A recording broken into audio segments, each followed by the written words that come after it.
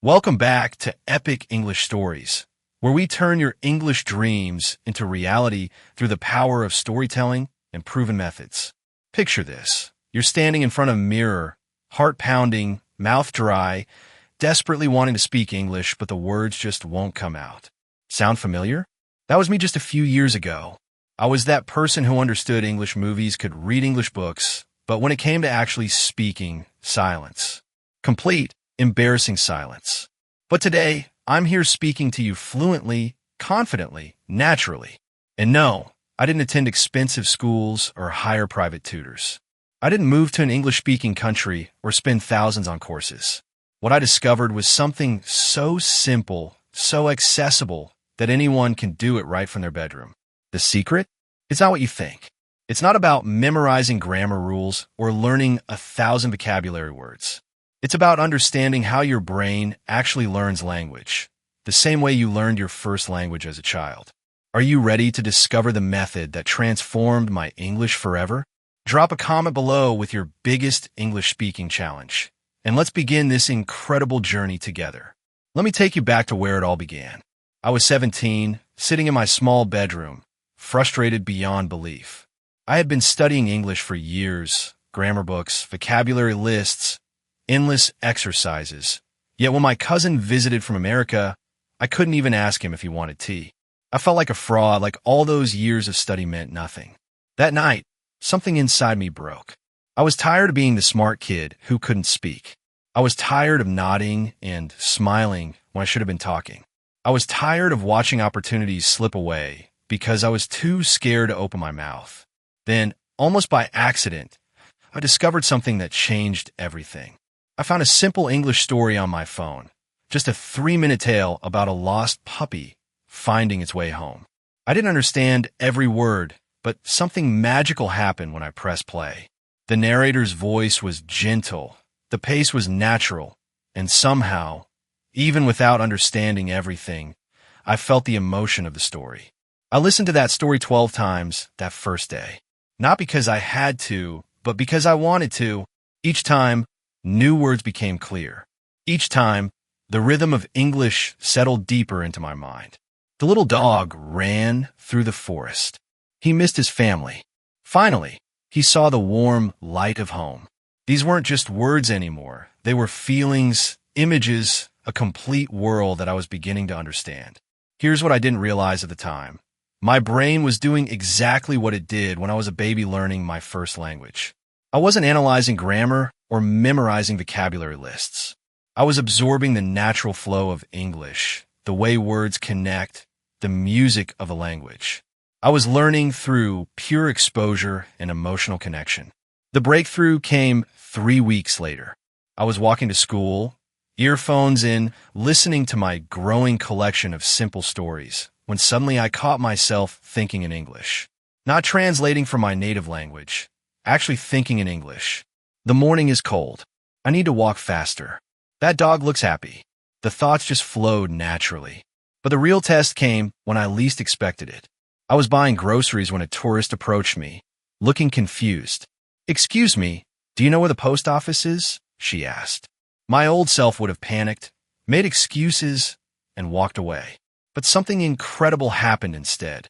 Without thinking, without translating, I heard myself say, "Yes, it's 2 blocks down this street on the left side." The words came out naturally, confidently, correctly. The tourist smiled and thanked me, but I was the one who felt like I'd won the lottery. Those hundreds of hours of listening had built something powerful in my brain, a foundation of natural English that was ready when I needed it. The science behind this is fascinating. When we listen to stories, our brains create neural pathways that mirror those of native speakers. We internalize pronunciation, intonation, and sentence structure without conscious effort. We learn the way words naturally connect, the rhythm of questions and answers, the emotional undertones that make communication real. But here's the crucial part.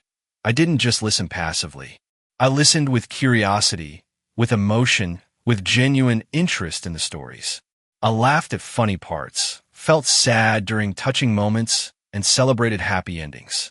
This emotional engagement is what made the difference between mindless exposure and meaningful learning. The stories I chose weren't random either. I started with simple tales, adventures of animals, short mysteries, everyday situations. Each story was slightly more complex than the last, gradually building my understanding without overwhelming me. I treated each story like a friend. I was getting to know better with each encounter. Within 6 months, my English had transformed. I wasn't just understanding words. I was feeling the language, breathing it, living it.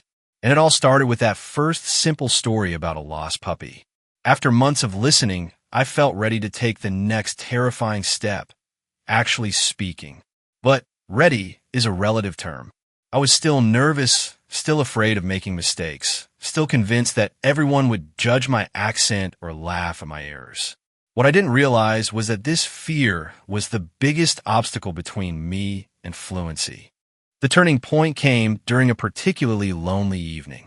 I was in my room, having just finished listening to a story about a young girl who overcame her fear of performing on stage. Something about her courage resonated with me. If she could face hundreds of people, surely I could face my own reflection. I stood up, walked to my mirror, and made a decision that would change my life. I was going to speak English to myself every single day, starting right then. No excuses, no waiting for the perfect moment.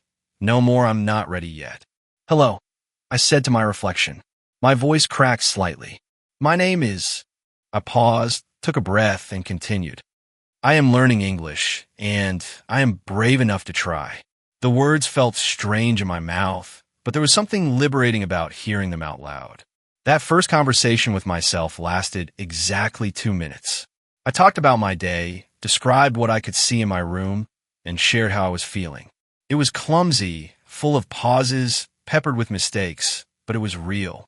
It was me, expressing myself in English, and nobody was there to judge or correct me. The next day, I did it again, this time for 3 minutes. I told my reflection about the book I was reading, the weather outside, my plans for the weekend. Each day, I added a little more time, a little more complexity, a little more confidence. But speaking to a mirror can only take you so far. The real breakthrough came when I started speaking to my cat, Luna. I know it sounds ridiculous, but Luna was the perfect English conversation partner. She listened without judgment, never corrected my grammar, and always seemed interested in what I had to say. Luna, do you want some food? I would ask. Are you tired? Do you like this sunny weather? I described her actions. You are sitting by the window. You're watching the birds. You look very comfortable. These simple conversations train my mouth to form English sounds naturally and my brain to think directly in English without translation. The magic of speaking to pets, or even to yourself, is that it removes the pressure. There's no social anxiety, no fear of embarrassment, no worry about perfect grammar. You're simply practicing the physical act of speaking while building neural pathways that will serve you when real conversations happen. As weeks passed, I became more adventurous. I started narrating my daily activities. Now I'm making breakfast. I'm cracking 2 eggs into the pan. The eggs are cooking nicely. While walking, I describe what I saw. That tree has beautiful flowers. The sky is very blue today. Those children are playing soccer. This constant internal dialogue in English was transforming my brain. I was no longer thinking in my native language and then translating. I was thinking directly in English, and it felt natural, effortless, exciting. But the ultimate test was still ahead, speaking to another human being. That opportunity came sooner than expected. I was waiting for the bus when I noticed a confused-looking foreigner studying a map. My heart started racing. This was my moment of truth. Every instinct told me to look away, to pretend I hadn't seen him, to avoid the potential embarrassment. But then I remembered all those hours of practice, all those conversations with Luna, all those moments in front of the mirror. I had been preparing for this exact situation. I took a deep breath and walked over. Excuse me, do you need help? The words came out clearly, confidently, naturally. The man looked up with relief. Yes, please. I'm looking for the train station. We talked for 5 minutes. He thanked me warmly and went on his way, but I stood there feeling like I had just climbed Mount Everest. That conversation changed everything. It proved that all my practice had been worth it, that speaking English wasn't as scary as I'd imagined, and that I was capable of much more than I believed. While speaking was exhilarating, I soon realized that to truly master English, I needed to engage with it in every possible way. Reading and writing weren't just academic exercises. They were the tools that would give me precision, expand my vocabulary, and help me understand the deeper structures of the language. My reading journey began in an unexpected place, the children's section of a library.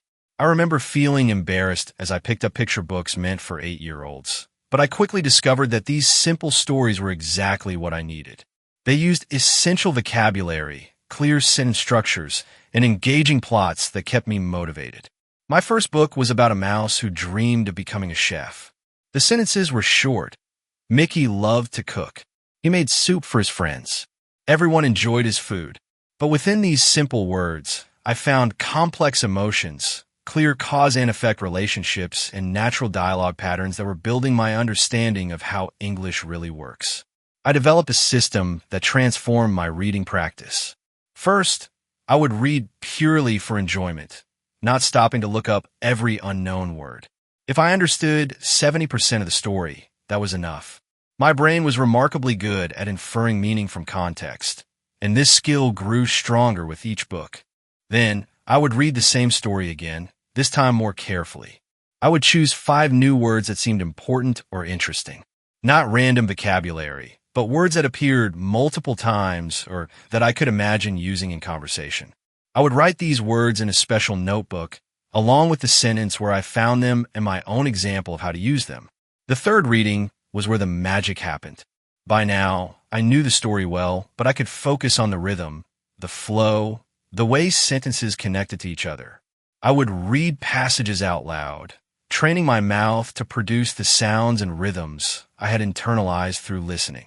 As my confidence grew, I graduated to longer books, then to simple news articles, then to short stories written for adult learners.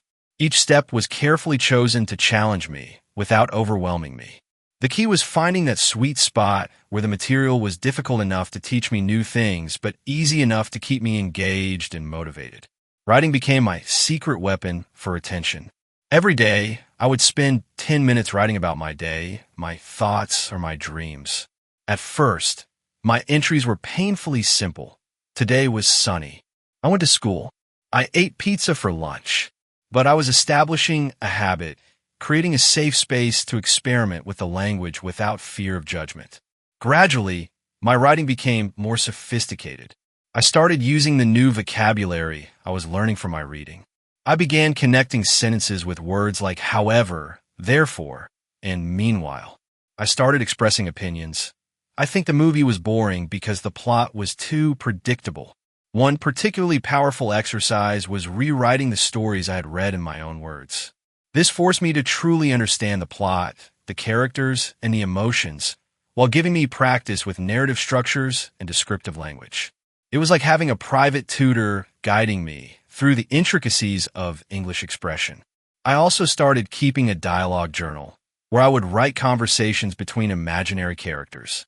This helped me understand the natural flow of English conversation, the way people really speak to each other, including interruptions in formal language and emotional undertones. The breakthrough moment came when I wrote my first creative story, a tale about a young person learning a new language. As I wrote about the characters' struggles and triumphs, I realized I was writing about my own journey. The story flowed naturally, the emotions felt real, and the English felt like my own voice, not something borrowed or artificial. Reading and writing together created a powerful feedback loop. Reading showed me how English could be used effectively, while writing let me practice and internalize those patterns. Reading expanded my passive vocabulary, while writing activated it, making it truly mine. The combination was transformative. I wasn't just learning English anymore. I was living it, breathing it, making it a part of who I was. And the best part? Every page I read and every word I wrote was building toward the moment when English would feel as natural as my native language. Looking back on this incredible journey, I've learned lessons that extend far beyond language learning. These insights have shaped not just how I speak English, but how I approach challenges in every area of my life. The most profound realization is that perfection is not the prerequisite for progress. It's the enemy of it. I spent years waiting to be ready to speak, to have perfect grammar, to sound like a native speaker. But readiness isn't something you achieve in isolation. It's something you build through action. Every mistake I made, every awkward conversation, every mispronounced word was not a failure, but a stepping stone to fluency. Consistency trumps intensity every single time. Studying for 8 hours once a week is far less effective than practicing for 30 minutes every day. Language learning is like physical fitness. Regular, moderate exercise builds strength more effectively than sporadic intense sessions. Those daily conversations with my cat, those few minutes of reading before bed, those simple journal entries created neural pathways that intensive weekend study sessions never could. Emotional connection is the secret ingredient that transforms mechanical learning into natural acquisition. When I listened to stories that moved me, when I wrote about topics I cared about, when I spoke about my real experiences, the language stuck. English stopped being a subject to study and became a tool for expressing my authentic self. Perhaps most importantly, I learned that courage isn't the absence of fear, it's action in the presence of fear. Every time I chose to speak despite my nervousness, to write despite my imperfections, to engage despite my insecurities, I was building not just language skills, but life skills. The confidence I gained from mastering English has empowered me to tackle challenges I never thought possible. Your English transformation starts today, not tomorrow, not next week, not when you feel ready. Choose one simple story and listen to it twice. Look in a mirror and speak 3 sentences about your day. Write 1 paragraph about something you love. These tiny actions seem insignificant, but they're the seeds of your future fluency. I want to hear about your journey. Comment below with the first English sentence you'll speak today. Share your biggest fear about learning English. Let's support each other in this community of brave learners. If this story inspired you to take action, show some love with a like and subscribe to Epic English Stories for more transformational content.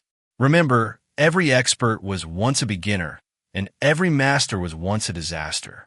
Your English adventure starts with a single word, a single sentence, a single brave moment. Let's make it happen together. Welcome back to Epic English Stories, where we transform ordinary language learning into extraordinary adventures. I'm your host, and today we're embarking on the most comprehensive journey you'll ever take, a quest that will revolutionize how you master English forever.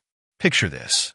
What if I told you that within the next 50 minutes, you'll discover not just tips, but a complete roadmap that has transformed millions of lives worldwide? What if the very words you're about to hear could be the bridge between where you are now and the confident English speaker you've always dreamed of becoming? Today's story isn't just about learning English. It's about unlocking doors to new friendships, career opportunities, and adventures across the globe. We're diving deep into 40 game-changing strategies that will turn your English learning journey from a struggle into an epic success story. But here's what I want to know right now. What's your biggest English learning challenge? Drop it in the comments below, because by the end of this episode, we're going to crush every single barrier standing between you and English fluency. Let's begin with the foundation stones of your English empire. These first strategies will build the unshakable base upon which all your future success will stand. Strategy 1. The daily practice revolution. Here's the truth nobody wants to hear, but everyone needs to know. Inconsistent practice is the silent killer of language dreams. The magic happens when you commit to showing up every single day, even if it's just for 5 minutes. Think of it like building muscle. You wouldn't expect to get strong by lifting weights once a month, would you? Your English muscles need daily training to grow stronger. Strategy 2. The immersion method. Transform your environment into an English wonderland. Surround yourself with English everywhere. Change your phone's language settings. Listen to English podcasts during your commute, and make English your companion throughout the day. When English becomes part of your daily atmosphere, learning becomes effortless and natural. Strategy 3. The power of active listening. Passive listening is like window shopping. You see everything, but buy nothing. Active listening means you're hunting for treasure. When you watch English content, pause and repeat phrases, mimic the intonation, and try to understand not just what they're saying, but how they're saying it. This is where the real magic happens. Strategy 4. Reading revolution. Start where you are, not where you think you should be. Children's books aren't beneath you. They're your launching pad to greatness. Every master was once a beginner. Read aloud and let your voice dance with the words. This simple act connects your eyes, mouth, and brain in a powerful trinity of learning. Strategy 5. Writing your way to fluency. Your daily journal becomes your personal English laboratory. Write about your dreams, your frustrations, your grocery list, anything and everything. Each sentence you write is a step closer to thinking naturally in English. Don't aim for perfection. Aim for expression. Strategy 6. Embrace the beauty of mistakes. Here's a revolutionary thought. Mistakes aren't your enemy. They're your greatest teachers. Every error is a stepping stone to excellence. When you make a mistake, celebrate it because it means you're pushing your boundaries and growing beyond your comfort zone. Strategy 7. Think in English revolution. This is where transformation truly begins. Start small. When you see your morning coffee, think, "This is my coffee," instead of translating from your native language. Gradually expand this mental English territory until your thoughts naturally flow in English. This is the bridge between learning English and living English. Strategy 8. The vocabulary building system. Don't just collect words like stamps.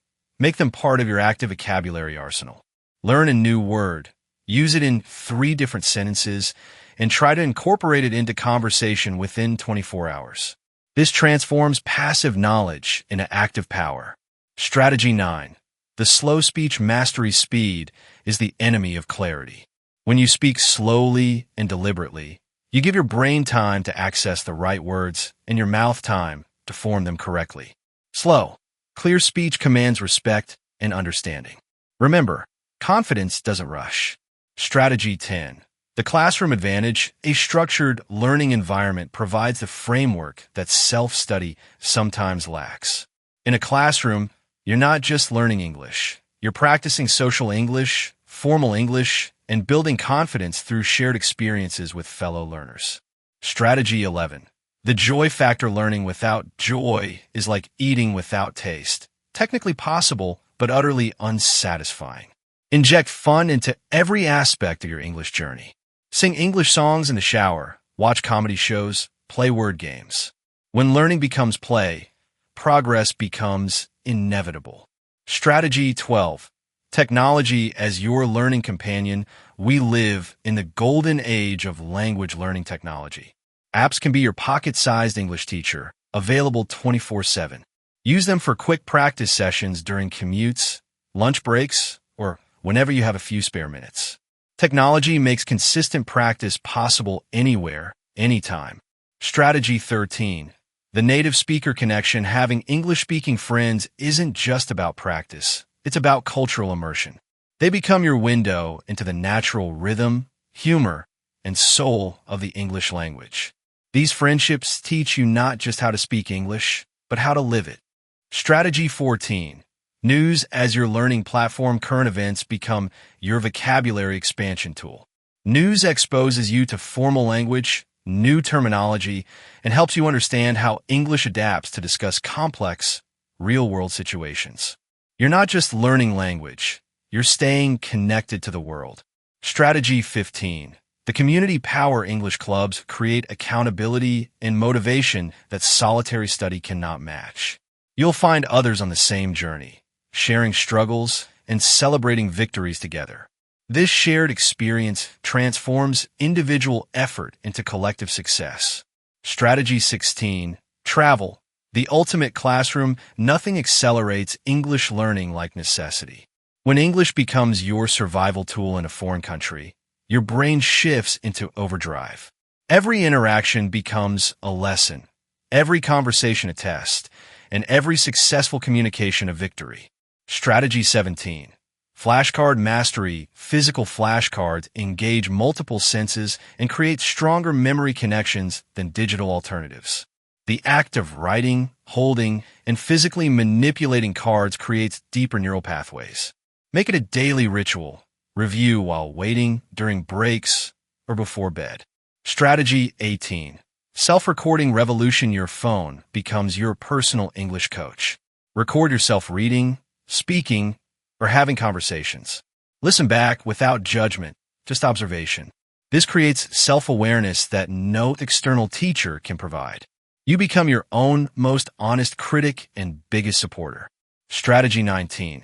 The mimicry method. Mimicry isn't imitation. It's sophisticated learning. When you copy native speakers' rhythm, intonation, and flow, you're downloading their natural language patterns directly into your brain. Your mouth learns the muscle memory of natural English. Strategy 20. Reading aloud transformation. This bridges the gap between silent comprehension and confident speaking. When you read aloud, you're training your mouth, ears, and brain simultaneously. You hear how words should sound while your mouth practices producing them correctly. Strategy 21. Partner practice power. A practice partner creates accountability, motivation, and real-time feedback that solo practice cannot provide. You learn to adapt to different speaking styles, handle interruptions, and maintain conversations, all crucial real-world skills. Strategy 22.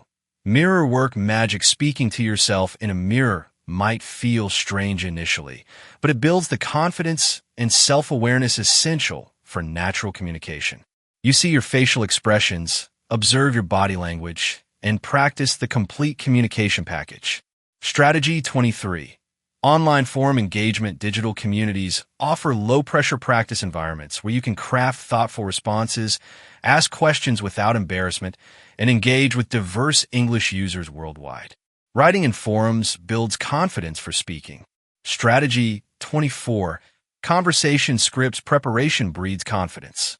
Having ready responses for common situations eliminates the panic of not knowing what to say. Scripts become your safety net until natural responses develop. Strategy 25. Cultural intelligence. Language and culture are inseparable partners. Understanding cultural context helps you communicate appropriately in different situations and avoid misunderstandings that perfect grammar cannot prevent. Strategy 26. Goal setting and rewards. Clear, achievable goals provide direction and motivation. Celebrating small victories maintains momentum during challenging periods. Each goal reached becomes proof of your growing capability. Strategy 27. The patience principle. Language learning is a marathon, not a sprint. Patience isn't passive waiting. It's active persistence despite temporary setbacks. Every day of practice, even imperfect practice, contributes to your eventual mastery. Strategy 28. English in daily life integration. When English becomes part of your routine rather than a separate study activity, learning becomes effortless. Your shopping list, personal notes, and inner dialogue become continuous practice opportunities. Strategy 29. Language exchange partnerships. Mutual learning relationships benefit both partners. You gain English practice while sharing your native language, a win-win arrangement that often develops into lasting friendships and cultural exchanges. Strategy 30. Online community participation. Virtual learning communities provide support, motivation, and diverse perspectives on language learning challenges. You realize you're not alone in your struggles and can learn from other solutions. Strategies 31 to 40. The final mastery elements. The remaining strategies focus on fine-tuning, pronunciation perfection, natural phrase usage, media immersion, progress tracking, community events, fluency over perfection, situational practice, native speaker feedback, and unwavering motivation.